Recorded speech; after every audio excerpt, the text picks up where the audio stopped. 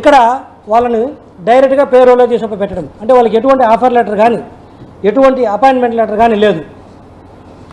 అసలు ఎక్కడన్నా చూస్తారా చిన్న ప్రైవేట్ లిమిటెడ్ కంపెనీలో కూడా ఓ పద్ధతి అనేది పాటిస్తారు. అది చిన్న జాబా పెద్ద జాబా పక్కన పెడితే కేవలం అటెండర్ జాబ్ తీసుకోవాలన్నా కూడా ఒక పద్ధతి అనేది ఉంటుంది. ఒక ఆఫర్ లెటర్ ఇస్తారు, లేకపోతే అపాయింట్మెంట్ లెటర్ ఇస్తారు, లేకపోతే ఆ వ్యక్తి ఈ సంస్థలో ఉద్యోగం చేస్తున్నట్టు ఎట్లా గుర్తించాలి?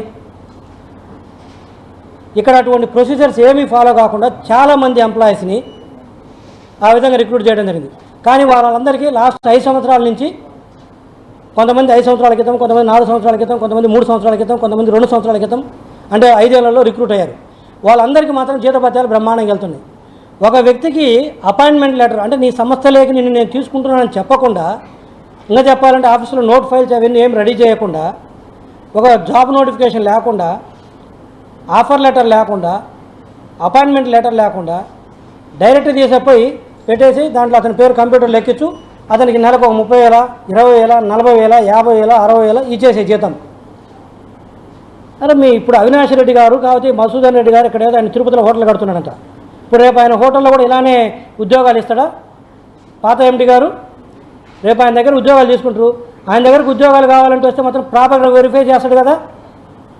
వాళ్ళు ఏంటి, వాళ్ళ క్వాలిఫికేషన్ ఉందా, వాళ్ళు ఏంటి, ఈ పని చేయగలరా లేదా, ఏ ఊరు నుంచి వచ్చారు, ఏంటి వయసు ఏంటి, గతంలో యాంటీసిడెంట్స్, అతనికి ఏమన్నా బ్యాక్గ్రౌండ్ క్రిమినల్ చరిత్ర ఉందా, ఇవన్నీ కూడా వెరిఫై చేస్తారు కదా. అవేమీ లేదు అంటే నీ సంస్థ కాదు కాబట్టి, ప్రజలు కట్టే పన్నులతో డబ్బులు వస్తున్నాయి కాబట్టి నీ ఇష్టం వచ్చినట్టు చేస్తారు గతంలో ఉన్న అధికారులు. సో ఇది ముఖ్య ఉద్దేశం అంటే ఈరోజు అందులో భాగంగా ఈ ప్రక్షాళనలో భాగంగా 410 మందిని ఈరోజు 410 మందిని ఈ సంస్థ నుండి తీయడానికి మేము నిర్ణయించుకోవడం జరిగింది. ఒకటి, దీనికి సంబంధించిన లీగల్ ప్రాసెస్ మొత్తం కూడా ఎటువంటి ఇబ్బంది లేకుండా మేము బ్యాక్గ్రౌండ్లో వర్క్ చేసుకోవడం జరిగింది. వీళ్ళందరినీ తీసేవారని కూడా వాళ్ళు చేరడం అడ్డగోలుగా చేరినప్పటికీ కూడా నేను చేరిన ఉద్యోగస్తుల గురించి నాకు అబ్జెక్షన్ లేదు. ఆ రోజు ఉన్నటువంటి మేనేజ్మెంట్ చర్యలు తీసుకోవాలి. పాపం పిల్లలు ఉద్యోగాల కోసం వస్తారు, అడిగినప్పుడు కరెక్ట్గా వాళ్ళు చేయగలుగుతారా లేదని చూసి చేయగలిగిన వాళ్ళకు ఉద్యోగాలు ఇవ్వాలి. ఇచ్చినప్పుడు ప్రాపర్ డ్యూ ప్రాసెస్ ఫాలో ఇవ్వాలి. సో వాళ్ళ మీద నాకు ఎటువంటిది లేదు. కాకపోతే వాళ్ళు చేరిన విధానం కానీ వాళ్ళకి అపాయింట్మెంట్ లెటర్స్ కానీ ఏమి ప్రాసెస్ సరిగా లేదు. కాబట్టి ఈరోజు 410 అందులో మొత్తం ఉన్న ఎంప్లాయీస్లో 410 మందిని తొలగించడానికి నిర్ణయం తీసుకోవడం జరిగింది. దానికి సంబంధించిన back end process legal process కూడా కంప్లీట్ చేసుకోవడం జరిగింది. వాళ్ళని ఎగ్జిట్ ఫార్మాలిటీస్ అంటారు. అంటే తీయటం అంటే ఏదో అడ్డగోలు ఈరోజు సాయంత్రం నుంచి రావద్దని చెప్పడం కాదు నా ఉద్దేశం. 410 మందిని తొలగిస్తాము. కాకపోతే ఆ తొలగించే ప్రాసెస్లో లీగల్ ఇష్యూస్ ఏమన్నా అవన్నీ కూడా ఫాలో అవుతాము. ఎగ్జిట్ ఫార్మాలిటీస్ అవన్నీ కూడా పర్ఫెక్ట్గా ఒకవేళ ప్రాపర్గా జాయిన్ అయినంటే వాళ్ళకి రిలీవింగ్ లెటర్స్ ఇవ్వడం కావచ్చు, లేకపోతే అపాయింట్మెంట్ లెటర్స్ లేకపోతే మేము రిలీవింగ్ లెటర్ ఇవ్వలేం కదా. అలాంటి వాళ్ళకు దాని ప్రాపర్ ప్రొసీజర్ ఏదంటే మా హెచ్ఆర్ వాళ్ళు చూసుకుంటారు. అవన్నీ కూడా వాళ్ళు చూసుకొని ప్రాపర్గా రిలీవ్ చేస్తారు. ఈ ప్రెస్ మీట్ ముఖంగా మా అధికారులకు కూడా చెప్తున్నాను, ఈరోజు ఏదైతే చెప్పారో 410 మంది ఇదంతా లిస్టు కూడా వాళ్ళకి ఇవ్వడం జరుగుతుంది. వాళ్ళందరినీ కూడా ప్రాపర్గా రిలీవ్ చేయమని చెప్పేసి నేను కోరుతున్నాను మా అధికారులందరినీ కూడా. ఈ సంస్థకు సంబంధించిన కన్సర్న్ హెచ్ఆర్ డిపార్ట్మెంట్ వాళ్ళు కావచ్చు, లేకపోతే ఎండీ గారు కావచ్చు, మిగతా వాళ్ళు ఎవరైనా కావచ్చు, ప్రాపర్ డ్యూ ప్రాసెస్ ఫిల్ చేసేసి వాళ్ళందరినీ కూడా రిలీవ్ చేయమని కోరుతున్నాను వాళ్ళని. సో ఇది పరిస్థితి. వీళ్ళంతా ఇప్పుడు దాదాపు కోట్ల రూపాయలు వీళ్ళకి జీతాలు ఇవ్వడం జరిగింది.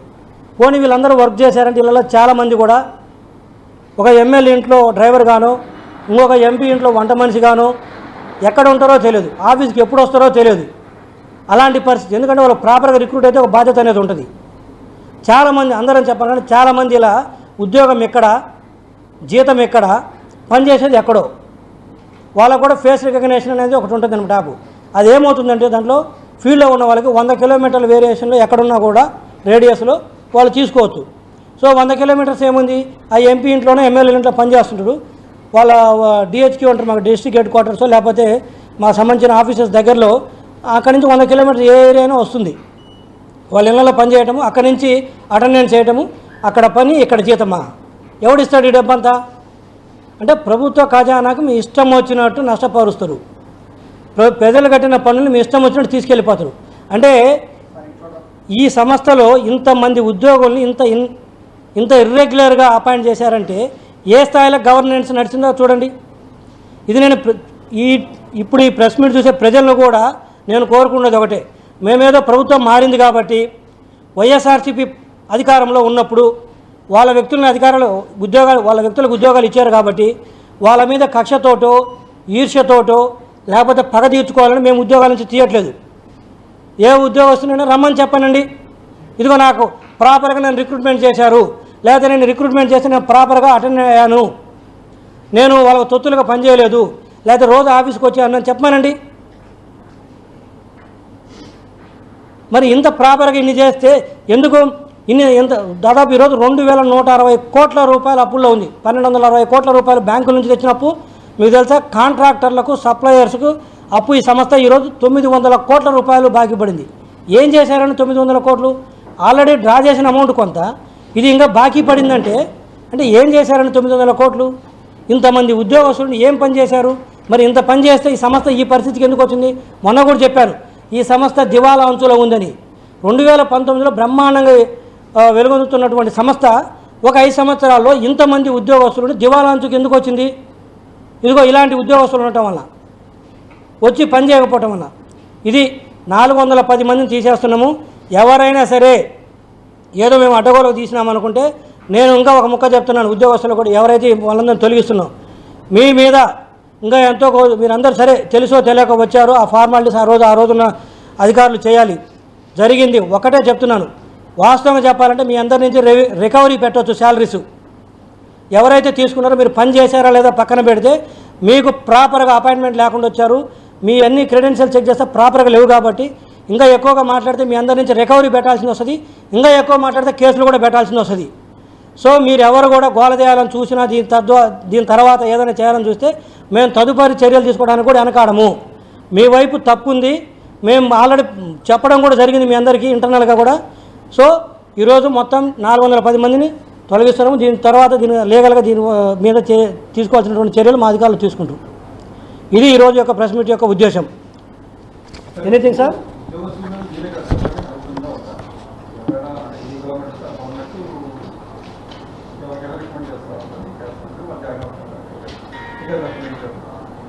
ఇటువంటి ఇది అనాథరైలు ఈ లావాదేవీలు ఇది మీకు పొద్దున ఆడిట్ అబ్జెక్షన్స్ కూడా ఎలా ఈ ఖర్చుకి చూపించారు. ఎందుకంటే వాళ్ళకి అపాయింట్మెంట్ రోజు అదేదో మీ డ్యూ ప్రొసీజర్ ఫాలో అవ్వాలి. అవును. సో ఇప్పుడు రెవెన్యూ రికవరీ అనేది ఇది ఎవరైతే డ్రాయింగ్ అవసరం అప్పుడే రిలీజ్ చేయదు సార్. ఇప్పుడు నేనేమంటున్నా అంటే ఉద్యోగస్తులు ఇందా చెప్పే కదా, మా కన్సర్న్ అంటే డెఫినెట్గా కన్సర్న్ ఉంటుంది. వాళ్ళు ఏదో చిన్నవాళ్ళు 30,000 40,000 20,000 పాపం వచ్చిన వాళ్ళ మీద కాదు, కాకపోతే ప్రాపర్గా లేదు కాబట్టి తీసేస్తున్నాం. డెఫినెట్గా ఆ రోజున ఎవరైతే దీన్ని అప్రూవ్ చేసి పేమెంట్ చేశారో శాలరీస్ ఇచ్చారో అది ఎండీ గారు కావచ్చు, ఎక్స్ కావచ్చు, వై కావచ్చు, డెఫినెట్గా ఈ ప్రెస్ మీట్ అయిపోయిన తర్వాత ఒక 3-4 రోజుల్లో వాళ్ళకు లీగల్ నోటీస్ పంపిస్తాము. We last proper show cause notice ఇస్తాము, లీగల్ నోటీస్ ఇస్తాము, we last proper explanation. At the same time recovery చేయడానికి కూడా వెనకాడ ఏం మొహమాటం ఏముంది, రికవర్ చేస్తాం. నీ ఇష్టం వచ్చినట్టు శాలరీస్ ఇచ్చేస్తే నువ్వు నీ సొంత మనుషులకి ఇచ్చినవో ఉద్యోగం చేసి ఇచ్చినోడికి ఎలా తెలుస్తుంది మాకు? డెఫినెట్గా పెడతాము. ఆ రోజున ఎండీ గారికి రికవరీ పెడతాము, వసూలు చేస్తాం కూడా. ఎక్కడికి పోతాడు? ఎవరి కోసం కడతాడండి?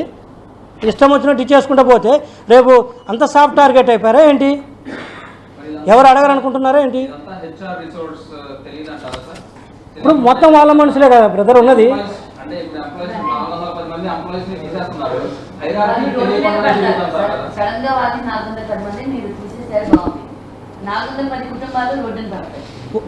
కరెక్టే మీరు అడిగింది. వాళ్ళని తీయకపోతే మేము రోడ్డున పడతాం. ఇప్పుడు రేపు వారు అడిగారు కదా, ఏమడిగారు?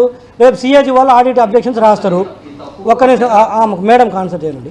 ఇప్పుడు సిఏజీ వాళ్ళు రేపు ఆడిట్ అబ్జెక్షన్స్ రాస్తారు. ఇలానే జీతాలు ఇస్తూ పోతాం. ఇప్పుడు నేను అన్నా కదా, పాత ఎండీ నుంచి కానీ పాత అధికారుల నుంచి రికవర్ చేస్తామని చెప్పాము. ఇలానే మేము జీతాలు ఇచ్చుకుంటూ పోతే రేపు ఈ స్థానంలో ఇంకొక వ్యక్తి వచ్చి ఇలానే అడిగితే అప్పుడు మేము కూడా రోడ్డున పడతాం కదా. అప్పుడు మా నుంచి కూడా రికవరీ పెడతారు కదా. ఇప్పుడు వాళ్ళు ఉద్దేశపూర్వకంగా తప్పు చేశారు, మేము ఆ తప్పును అంటే కంటిన్యూషన్ ప్రాసెస్గా మేము తెలుసుకొని ఈరోజు సరిదిద్దుతున్నాము. ఇప్పుడు వాళ్ళు రోడ్డున పడతారంటే మమ్మల్ని పడమంటారు చెప్పండి. మరి మేము కంటిన్యూ చేస్తే రేపు మీరే అడుగుతారు కదా, వాళ్ళు చేశారు మరి మీరెందుకు కంటిన్యూ చేశారు? మీరేమన్నా వాళ్ళ దగ్గర లంచాలు తీసుకొని కంటిన్యూ చేశారా? లేకపోతే ఏం చేశారని మీరు అడుగుతారు కదా, అప్పుడు ఏం చెప్పాలి సమాధానము? సో ఇప్పుడు చెప్పండి, మేము పడమంటారా రోడ్డును వాళ్ళు పడమంటారా? అవును, జీతాలు తీసుకుంటున్నారు, ఉద్యోగాలనే చేస్తున్నారు. అరాకొర ఉద్యోగాలు కొంతమంది రావట్లేదు, కొంతమంది వస్తున్నారు, కొంతమంది చేస్తున్నా కూడా వాళ్ళకి ఇర్రెగ్యులర్ ఎంప్లాయ్మెంట్ ఉంది. అంటే అపాయింట్మెంట్ లెటర్స్ లేవు, ఆఫర్ లెటర్స్ లేవు. మొత్తం నేనేం సింగిల్గా ఈ పేరు చెప్పి ఇతను ఈ పేరు చెప్పి ఈ ఎంపీ ఇంట్లో వంట మనిషి, ఈ పేరు చెప్పి ఇతను ఇంట్లో డ్రైవరు, ఇతను ఆఫీస్కి రాడు, ఇతను ఆఫీస్లో 10 రోజులు వస్తాడు, ఇతను 30 రోజులు వస్తాడు, బాగా చేస్తాడు, కానీ అపాయింట్మెంట్ లెటర్ లేదు అని ఇవన్నీ సెగ్రిగేట్ చేయదలుచుకోలేదు. టోటల్ నెంబర్ ఇది. అపాయింట్మెంట్ లెటర్స్ ఉన్న వాళ్ళలో ఇర్రెగ్యులారిటీస్ ఉన్నారు కొంతమంది, వాళ్ళను కూడా కొంతమంది తొలగిస్తున్నాం. అపాయింట్మెంట్ లెటర్లను పూర్తి తొలగిస్తున్నాం. అపాయింట్మెంట్ లెటర్ ఉండి నేను చెప్పా కదా, ఇక్కడ తింటూ వేరే వాళ్ళ ఇంట్లో పనిచేస్తే, ఇప్పుడు మీరున్నారు పత్రిక నుంచి వచ్చారు కదా, మీరు జీతం తీసుకుంటూ వేరే పత్రికలో పనిచేస్తారా? చేయరు కదా. వేరే మీడియా సంస్థ దగ్గర పనిచేయరు కదా, లేదా వేరే ఉద్యోగం చేయరు కదా. ఇక్కడ జీతం తీసుకుంటే ఆ సంస్థకే పనిచేస్తారు. సో మీకు అపాయింట్మెంట్ లెటర్ ఉండొచ్చు, కానీ వేరే దగ్గర పనిచేస్తే ఎంటర్టైన్ చేయమంటారా? నేను అదే ప్రజలను కూడా కోరుకునేది, మీ మీద కక్షతోటో దురుద్దేశంతో చేయట్లేదు. ఈ తప్పు జరిగిందనే విషయం నేను ఛార్జ్ తీసుకున్న తర్వాత నా దృష్టికి వచ్చిన తర్వాత వాళ్ళు రోడ్డున పడతారని చెప్పేసి నేను ఉంచమంటారా? చెప్పండి మీరు.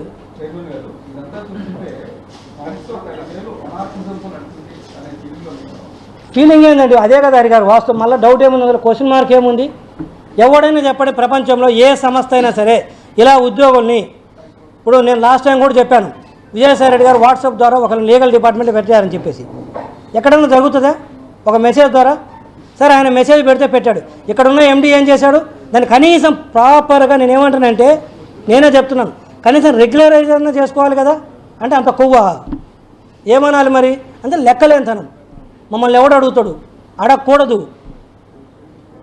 ఒక తప్పు జరిగితే అడిగారు, కనీసం తర్వాత రెగ్యులరైజ్ చేసుకుంటారు. కనీసం రెగ్యులరైజ్ కూడా వీళ్ళు చేసుకోలేదు. ఏమన్నామని చెప్పనని మీరు ఇందాక అడిగారు, మీరు చెప్పండి. ఒక్క నిమిషం.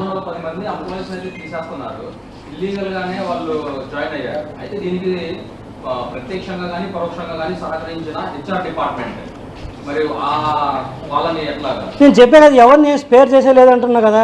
ఎండి అసలు ఫస్ట్ మిస్టేక్ ఎవరిది? ఎండి గారిది కదా. ఆయన ఫోర్స్ చేస్తే చేస్తారు. ఆయన డబ్బులు ఇవ్వకపోతే ఎవరు ఇస్తారు? హెచ్ఆర్ ఇస్తాడా? అకౌంటెంట్ ఇస్తాడు డబ్బులు? చెక్కు సైన్ చేసేది ఎవరు?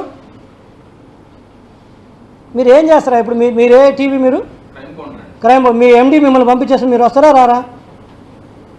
Have to follow is instructions కదా. వైల్ ఈజ్ గివింగ్ ఇన్స్ట్రక్షన్స్ ఈ must take care of all the due process. నేనేమన్నా అంటే అన్డౌటెడ్లీ మీరు చెప్పినట్టు వీళ్ళని కూడా బాధ్యులను చేస్తాం. బట్ ఆరిజిన్ ఎక్కడ అంటాను?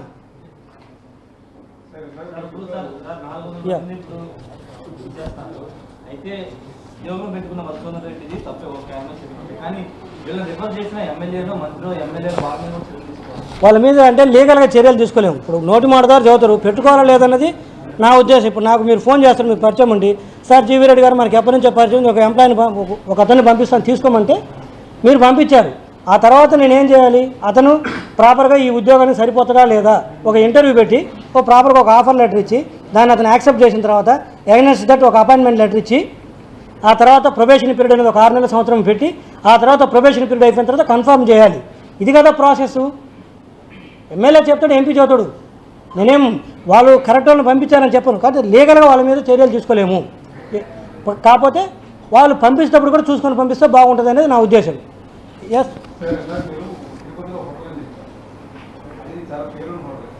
ఓపెన్గా చెప్పండి. పేరు మొహమాటం దేనికి ఇందులో? అని నాకు తెలిసింది. అంటే నేను ఎందుకు చెప్తున్నా అంటే, ఆయన హోటళ్ళు పెట్టుకుంటాడా లేకపోతే ఇంకో బిజినెస్ చేస్తాను మాకు అనవసరం సార్. మీ దాంట్లో అయితే ఇలా చేస్తామని అడుగుతున్నాను నేను. అన్నీ వస్తాయి సార్. మీకు నెక్స్ట్ మీకు 15 days నెలకు ఒక ప్రెస్ మీట్ ఇస్తాను. మొత్తం విత్ ఆధార్ ఇప్పుడు వచ్చింది కదా, ఇవన్నీ కూడా మేము ఇప్పుడు చూడు ఎంప్లాయీ లిస్ట్ ఎలా వచ్చింది, నేము, వాళ్ళ డిజిగ్నేషను, ఏ డిపార్ట్మెంటు, వాళ్ళ కోడు, డేట్ ఆఫ్ అపాయింట్మెంటు, ఎవరు రెఫరెన్స్ ద్వారా వచ్చారు, వెదర్ దేవ వాళ్ళకి అపాయింట్మెంట్ లెటర్ ఉందా లేదా, లేదు, వాళ్ళ జీతం ఎంత, మొత్తం తయారు చేశాం కదా విత్ ఆల్ డాక్యుమెంటరీ ఎవిడెన్స్. రేపు నేను చెప్పినవి కూడా సైఫనింగ్ అయిందా, మనీ లాండరింగ్ అయిందా, మొత్తం కూడా విత్ ఆల్ స్కామ్స్ కూడా ఇస్తాం కదా ఈ సంస్థలో. ఎంత స్కామ్స్ కాకపోతే 2160 కోట్ల అప్పుకి వెళ్తుందండి ఇది. ఆల్రెడీ మళ్ళీ ఈక్విటీ డబ్బులు వచ్చినాయి, 2160 కోట్ల అప్పులు పెట్టున్నారు, మళ్ళీ ఆల్రెడీ పేమెంట్ చేస్తున్నారు. కొన్ని వర్కులు కనపడుతున్నాయంటే కళ్ళ ముందు దివాలా తీసింది. ఏం మొహమాటం ఏముంది ఇందులో? సైఫనింగ్ చేసుంటారు. చేయకపోతే ఎక్కడి నుంచి వస్తాయి? మీ ఉద్యోగం ఎంత, మీ జీతం ఎంత, మీకు ఆస్తులు ఎంత, దీనికి ముందే ఎంత ఆస్తులు, దాని తర్వాత ఆస్తులు ఎంత, బినామీ పేరుతో ఉంటే తెలియదా? ఓ పద్ధతిగా ఆర్గనైజేషన్ నడపాలి. ప్రభుత్వ రంగ సంస్థ కదా, నీ ఇష్టం వచ్చినట్టు అధికారం ఉంది కదని చెప్పేసి చేతులు కలిపేసి అధికారులు ఆ రోజున ఎమ్మెల్యేలు ఎంపీలు చేతులు కలిపి నడుపుతూ ఇట్లా తయారవుతాయి ఏ ఆర్గనైజేషన్ అయినా సరే.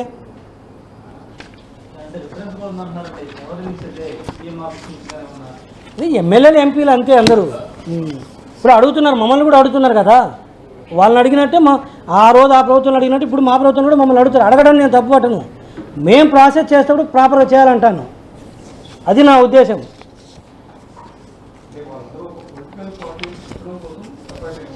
Yes, exactly. వైఎస్ఆర్సీపీ పార్టీ నుంచే వచ్చిన వాళ్ళందరూ, ఆ పార్టీ అఫిలియేషన్ ద్వారా వచ్చిన వాళ్ళు. నేనేమంటే అడిగారు, అది కూడా నేను తప్పు పట్టట్లేదు. వైఎస్ఆర్సీపీ పార్టీ నుంచి వచ్చారు కాబట్టి వీళ్ళకు మేము వ్యతిరేకము, వాళ్ళని తీసేయాలని నా ఉద్దేశం కాదు. తీసుకోవడానికి నేను తప్పు పట్టట్లేదు. ప్రాసెస్ ఫాలో అయిన అంటున్నాను నేను. అనేది వచ్చిన అతని చేత పని చేయించండి అంటున్నాను. స్కిల్ డెవలప్ చేయించండి. తనకు ఉపయోగపడుతుంది, సంస్థకు ఉపయోగపడుతుంది కదా. ఇప్పుడు వాళ్ళు నడు రోడ్డున పడ్డారు, అడిగి నడు రోడ్డున పడ్డారు, మరి ఎవరు తప్పు? వాళ్ళు నిజంగా ఇది మంచి బ్రహ్మాండమైన సంస్థ, వాళ్ళు చేరే విధానం ఎట్లా చేరినా కూడా దీంట్లో పర్ఫెక్ట్గా ఇచ్చిన వర్క్ నేర్చుకున్నా కూడా మేము 30,000 వస్తుంటే ఈరోజు బయటికి పోతే 50,000 వస్తుంది. వాళ్ళకి రోడ్డున పడాల్సిన అవసరం కూడా ఉండదు నిజంగా వాళ్ళు వర్క్ నేర్చుకుంటే. మరి వర్క్ నేర్చుకోకపోతే వాళ్ళ తప్పు, తీసుకోవడం వీళ్ళ తప్పు అంటాను. ఇంకెక్కడ రోడ్డున పడతారు? జెన్యున్ ఎంప్లాయ్ అయితే రోడ్డున పడ్డు, వర్క్ నేర్చుకుంటే 5 ఏళ్ళ తర్వాత ఏంటి సార్ రోడ్డున పడేది? ఇంకా నేర్చుకుంటే రోడ్డున పడరు. సోషల్ మీడియాలో పోస్టులు పెడతలేదు, దానిలో బతుకు జరిగే ఉంటుంది.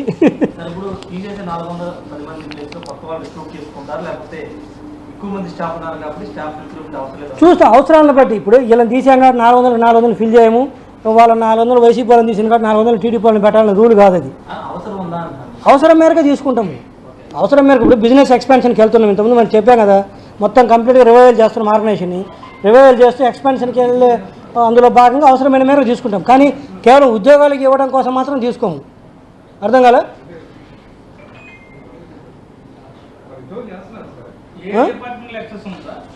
అన్ని డిపార్ట్మెంట్ సార్, కంపెనీలోనే యాక్సెస్ ఉంటుంది. ఉద్యోగం ఇంకా డిపార్ట్మెంట్ ఏముంది? అసలు మాకేం 100 డిపార్ట్మెంట్ లేవు. మాకున్నది అన్ని గట్టిగా తిప్పి కొడితే 10 డిపార్ట్మెంట్ ఉంటాయి.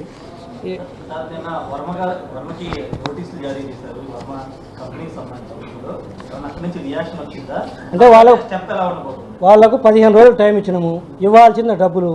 ఇవ్వకపోతే డెఫినెట్గా మేము నోటీసులు ఏం చెప్పాము దాని ప్రకారం we'll do that process, due process complete అవుతుంది. ఇప్పుడు మిగతా మేము డైరెక్ట్ కేసు యాక్చువల్గా that's a fit case for file FIR. యాక్చువల్గా చెప్పాలంటే వర్మ గారి విషయంలో కొల్యూజన్ ఉంది, రాంగోపాల్ కొల్యూజన్ ఉంది. అధికారులు కావచ్చు, ఆయన కావచ్చు, లేకపోతే మిగతా వాళ్ళు కావచ్చు, కుట్రలో భాగంగా కొల్యూడయ్యి ఆ డబ్బులు సైఫరింగ్ చేయడం జరిగింది. ఇంకా చెప్పాలంటే ఆ రోజు ఇంకా ఏదో ఒక 10-15 సినిమాలు ప్లాన్ చేశారంట. ఏది? చంద్రబాబు నాయుడు గారికి, లోకేష్ గారికి వ్యతిరేకంగా వాళ్ళ క్యారెక్టర్ని కించపరుస్తూ ప్రభుత్వ ధనంతో సినిమాలు తీసి కించపరచాలని కూడా ప్లానింగ్లు ఉందంట. అధికారం మారడంతో కుదరలేదు, డబ్బులు చేసిపోయారు. It's a fit case for file FIR. కానీ నేను చేయలేదు, ప్రాపర్ టైం ఇచ్చాను, 15 days టైం ఇచ్చాను. కొంతమంది ఉంటున్నారు 1,10,00,000కే అంత పెద్దలకు నోటీసు పంపిస్తూ ఉన్నారని. అరే మరి అంత పెద్దలు 1,10,00,000 ఎందుకు తీసుకున్నారు? మరి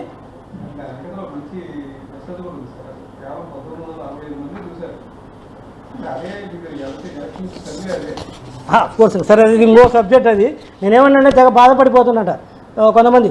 ఇంత చిన్న అమౌంట్కి పంపించారంటే మన అంత చిన్న అమౌంట్ కకృతి పడింది ఎవరు? వాళ్ళే కదా. రెండోది అవమానకరంగా ఉందట. మరి లోకేష్ గారిని ఆ రోజు చంద్రబాబు నాయుడు గారిని అత్యంత అవమానకరంగా మీరు పోస్టులు పెట్టినప్పుడు వాళ్ళకి అవమానం అనిపించలేదా? నువ్వు తీసుకున్న డబ్బులకి, అవుట్ ఆఫ్ ద వే తీసుకున్న డబ్బులకి నోటీసులు ఇస్తే మీకు అవమానం అనిపిస్తే మరి ఏ పాపం చేయడానికి వాళ్ళని, మీతో ఎటువంటి సంబంధం లేని వ్యక్తులు మీరు ఏ స్థాయిలో కించపరిచారు? ఆ సినిమాలు తీసి ఆ ప్రొడ్యూసర్కి కానీ డైరెక్టర్ గారు తెలియదా?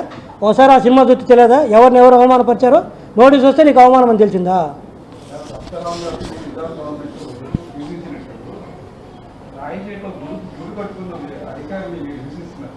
ఏ అధికారిని మీరు ఎందుకంటే ఒకే వ్యక్తిని టార్గెట్ చేస్తారు? Leave any other. సో ఈ 410 మందే కాకుండా ఇంకొక 150-200 మంది కూడా ఉన్నారు. కాకపోతే ఏంటంటే తొందరపాటు చర్యలు ఉండకూడదని ఇది కూడా మేము ప్రాపర్ వర్కౌట్ చేసిన తర్వాత ఈ డేటాతో వచ్చాము. ఇంకొక 150-200 మంది కూడా ఉంటారు. అవి కూడా ప్రాపర్ వర్కౌట్ చేసి ప్రాపర్గా మళ్ళీ ఇంకొక 15 daysకో నెలకో మళ్ళీ వస్తాను. ఆ లిస్టు కూడా మళ్ళీ బయట పెడతాను, మొత్తము చెప్తాను. పూర్తిగా అయితే ప్రక్షాళన తీసుకువైపు వెళ్తున్నాం. నేనేమంటే కొంతమంది అంటారు సంస్థ పోతుంది కదా ఇంతమంది తీసేస్తుంది.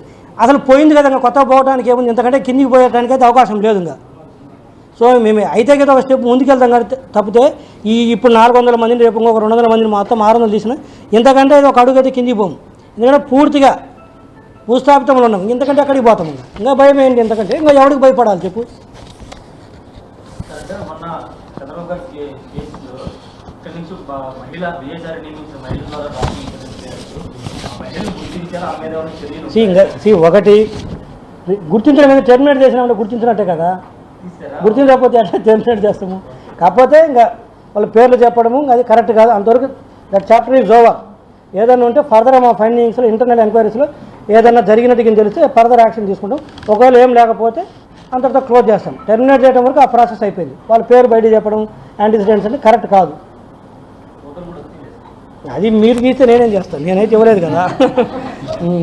మీరు తీసి మీరు ఫైండ్ అవుట్ చేసి నన్ను అడిగితే మొత్తం